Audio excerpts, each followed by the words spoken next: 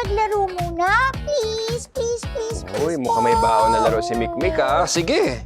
Oo, kasi alam niyo po, napapanood ko sa Yulol si Ate Lexie. Aba. Sa Running Man. Wow. Ang galing-galing-galing niya sa mga games dun eh. Oh. Thank you, Mikmik. Ano bang game yan? Sige, game ako. Ah, sige po, ang tawag ko po sa game ay Unstick Mo. Unstick mo. Okay, paano naman laruin niya itong unstick mo? Eh, ganito po yun. Nakita niyo po ba yung dalawang stick at dalawang belt na, Yes. na may mga nakadikit na bola? Apa, okay. Yan, kuha po kayo ng tig-isa. Okay. Okay. Tapos, Okay, ano gagawin Tapos, ano namin? nang gagawin? isusuot niyo po yung belt na may nakadikit na bola. okay. Ayan. Okay. Very Yan. good.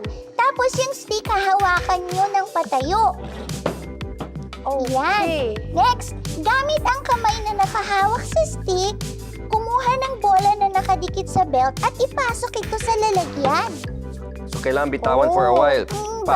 Pero bawal tumumba ang stick, ha? Okay, At okay. isang kamay lang ang dapat gamitin. Okay? Okay. Ayan, kapag naubos na ang bola sa belt, game over na.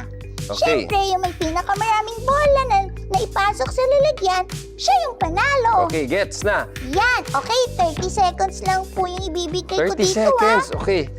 Magaling si Lexie, no? Kinakabahan to. Ayoko, Sanay sa kaya running galingan man mo, to, eh. Kuya Chris. Okay, I'll try my best. Gina po ba kayo? Gina G! Okay, ready? Get set, go! Yan, ang galing. Up. Ay, ay, ay. Bilisan nyo, 30 seconds lang to. Ay! Saan yung iba?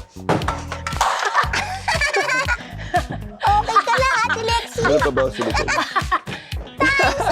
Aba! O, saya na, Oo nga, Mikmik, di ha? na nasabi. Pero, siya na nakakonsentrate. Masaya yung game, pero medyo may challenge, ha? Dami ko rin hindi na-shoot, oh. Ang importante sa game na ito ay yung hand-eye coordination, di ba? Kailangan nakikita mo ang ginagawa mo dyan habang hinahawakan mo ito at nagre-react ka para hindi mahulog yung stick. Tulad nitong nilalaro natin, dapat alam ng utak mo kung itatayo niya ba yung stick o kaya kukuha ng bola, di ba? Dapat nakikita lahat ng mga mata mo. Oo, Tama. tama. May science din pala yung naimbento kong game.